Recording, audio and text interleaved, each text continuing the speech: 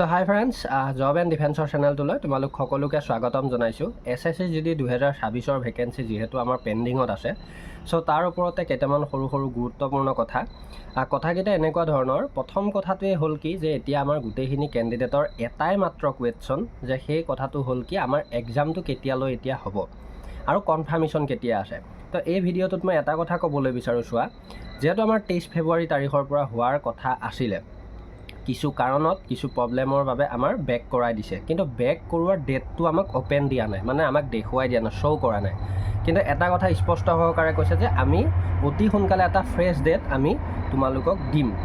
গতিকে এটা কথা আমি ক'ব পাৰোঁ যে তেওঁলোকে অতি সোনকালে, মানে আজি যিহেতু 21 তাৰিখ হ'ল, গতিকে 21ৰ পিছত আমাৰ 27-28 তাৰিখে হয়তো আমাক ফ্ৰেছ ডেট এটা আপডেট কৰাই অফিচিয়েলভাৱে আমাক দিব। তো এতিয়া কথাটো হ'ল এক্সাম কেতিয়া হোৱাৰ কথা বুলি ক'বলৈ যাওঁতে আমাৰ এক্সামটো মাৰ্চত যে হ'ব 110% কনফাৰ্ম বুলি আমি ক'ব পাৰোঁ। তাৰ বহুকেইটা কাৰণ মই অলৰেডি আগতে কৈছোঁ, গতিকে নিশ্চিন্ত থাকা, আমাৰ মাৰ্চত এক্সামটো হ'ব। তাৰপিছতে 2 নম্বৰ কথাটো হ'ল কি, বহুত কেণ্ডিডেটে যিহেতুকৈ মই আগৰ পৰা SSC লগত লাগি আছোঁ, বা আমাৰ চেনেলটো আগৰ পৰা যিহেতু বহুখিনি সংখ্যক ল'ৰা ছোৱালী জড়িত আছে, তাৰ ওপৰত ভিত্তি কৰি এটা ইম্পৰ্টেণ্ট কুৱেশ্যন সুধি আছে যে দাদা আমাৰ মক টেষ্ট এটাত 60-70 ইমানে আহি আছে, আমি মাৰ্কটো কেনেকৈ ইনক্ৰিজ কৰিম।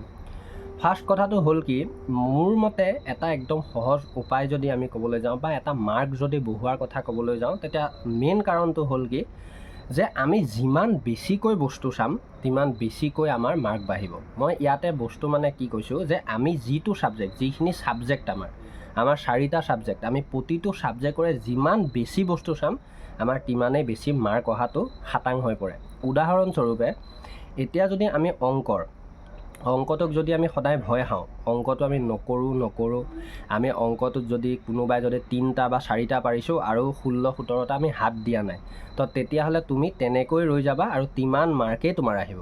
তাৰপিছত হিন্দীটোৰ কথা কওঁ, তুমি যদি হিন্দীৰ মক টেষ্টবিলাক দিছা, হিন্দী চাইছা, আৰু হিন্দীটোত যদি বাৰে বাৰে তোমাৰ 15টা, 14টা, 13টা, 16টা এনেকৈ কাৰেক্ট হয়, আৰু তুমি যদি ভালকৈ বস্তুখিনি নুবুজা বা এনালাইজটো যদি ভালকৈ নকৰা, তেতিয়াহ'লে তোমাৰ সদায় মাৰ্কটো তিমানতে ৰৈ যাব।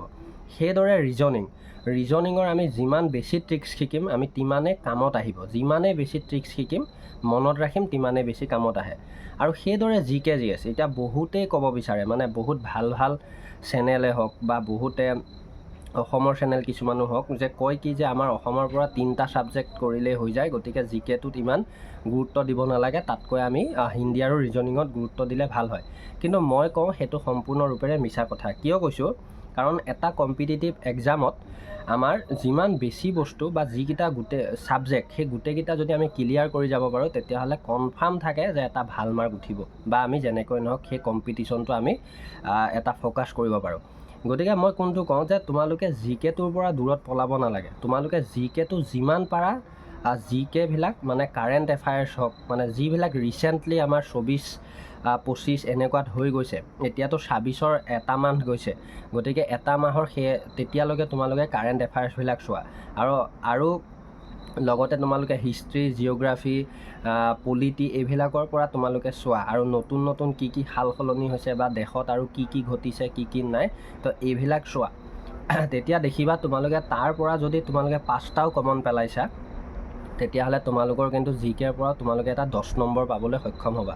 গতিকে ইয়াত বহুত কথা থাকে। SSC GDৰ মই এটাই কথা জানো, এক্সামটো ইমান ভাবিবলগীয়া টান এক্সাম নহয়, কাৰণ ইয়াতে মাত্ৰ মেট্ৰিক পাছৰ যিহেতু কম্পিটিশ্যন, গতিকে এই এক্সামটো অনায়াসে পাছ কৰিব পাৰি যদি অলপ কষ্ট কৰা যায়।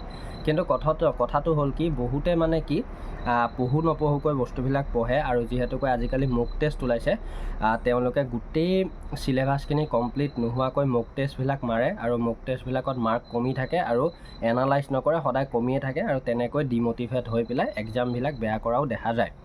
গতিকে তেনেকুৱা এটা ইম্পৰ্টেণ্ট কথা মই এই ভিডিঅ'টোত ক'লোঁ। গতিকে মাৰ্ক বঢ়াবলৈ হ'লে বস্তু বেছিকৈ চাব লাগিব, এইটোৱে প্ৰধান কাৰণ। আৰু এক্সামটো হ'ব, আমি এক্সামৰ ওচৰে পাজৰে আমি আৰু সুন্দৰ কাম কৰিবলৈ চেষ্টা কৰিম, কুৱেশ্যনবিলাক দিবলৈ চেষ্টা কৰিম কি লেভেলত আহিছে।